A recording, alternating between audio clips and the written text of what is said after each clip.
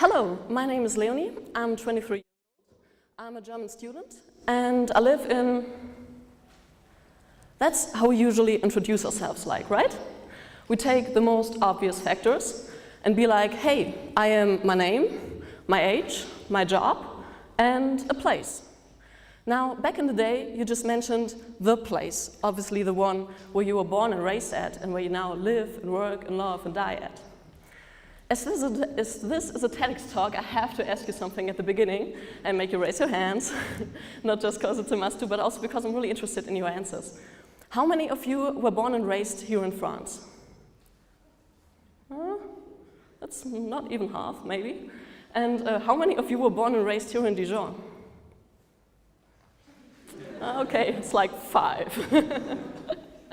So, how do you introduce yourself? Does the one and only a single place exist which allows you to define yourself and which allows others to have an all-embracing impression of you? Probably not. I'm really excited by life in the 21st century. Life is so complex. We're less likely to know stuff because there's always more stuff to be known, and at the same time, we know more than all the people who lived on this planet before us. Sorry. The biggest topic for us humans is identity. And in these crazy times today, it's gotten more and more hard to answer the easy question, where you come from and where do you live? So, how do I know? Because this is where I live. Now, once upon a time, last year, I had a fight with my landlord, after which I didn't want to live in my flat anymore. So normally I would have to look for another place to stay at. So the thing was, first, Stuttgart, where I lived back then, and Tübingen, Tübingen, where my university is at, are both amongst the top 10 of the most expensive student cities in Germany. So not only would it have been hard to find another place to stay there, and I also had just 1 year of studies left, after which I would leave the country, not the country, but the south of Germany anyway. And second, my grandma still lives in my hometown of Bielefeld. My mom moved to Berlin a few years ago, and my boyfriend lives in Cologne. So I was like, my people are scattered all over the country, why should I move anywhere? There isn't really any sense in that. So what I did do was I moved out of my flat. I put all my belongings in my family's basement, and I only got a backpack with a few things that I need in my everyday life I can always carry with me. And then I bought, exactly 1 year ago today, funnily, I bought this card. It's called the Bahncard 100, Train Card 100. It allows me to board every train in Germany a whole year for free. I don't have to buy a ticket, and unlike the TGV here in France, I don't have to buy a reservation for every train I take. So I can drive around as much as I like to, and I can use the public transport for free in most German cities. This card, and to use it, costs me 340 euros each month. So that's not that much, and it's actually less than having a place of my own and having the ticket to get to university and being able to see my friends and family and boyfriend on a regular basis. Anyway, to go long distances in Germany is way easier by train than by car.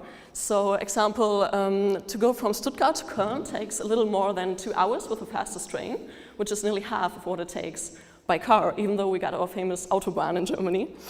Now, to be fair, I don't sleep in the train. Sleeping in the train would be inconvenient, because I can't take care of my backpack. But I sleep at friends and family's places, and I do lots of other stuff that one normally does at home in the train. Yeah, I know it works. Well, so I watch movies, and I listen to music. I do university stuff. Sometimes I wash my hair in the train in the summer. That was too fast. I order pizza to the train station, and I look like that dude from Star Wars when I'm trying to relax for a little bit. So I learned a really lot doing this project, and today I want to share 3 learnings with you.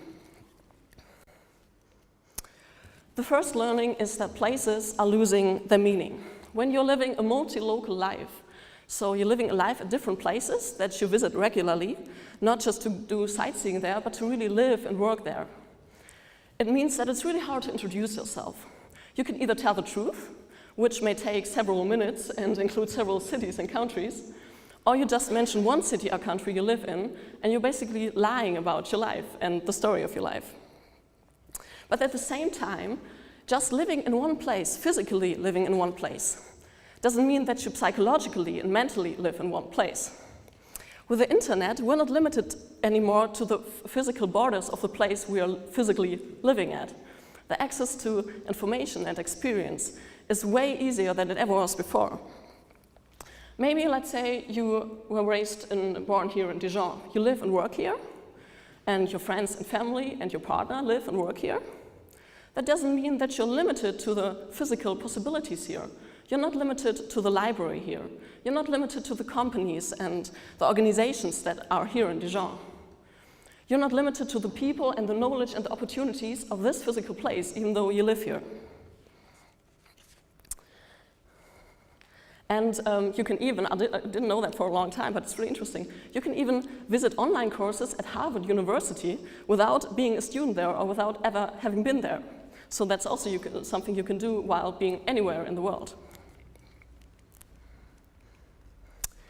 My second learning. You know about the correlation of time and space, right? We always mention these two together. They're depending on each other. They're correlating with each other. And in this world of opportunities we're now living in, where places, as we've just seen, physical places are losing their meaning, to me, the space and time and space is replaced by awareness. There are a lot of things that we can't do and we can't have, even though we want to have and do them. These things will always exist, but that doesn't really matter, because there's something that's worse than them. It's the things that we can do and can have, which require us to make decisions. Now, science shows that the more options you have, the less likely you are to be really satisfied with your option and to make a decision.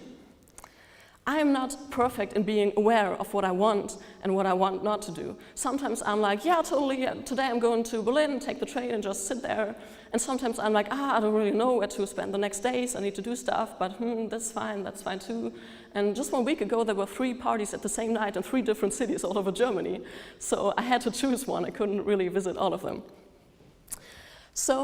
But still, even though I don't think it's really possible to be perfect of being aware of yourself, like totally aware, but still try to find out what you want to do, what you need to do, what makes sense to do, and what doesn't make sense, but you still want to do it because it's fun.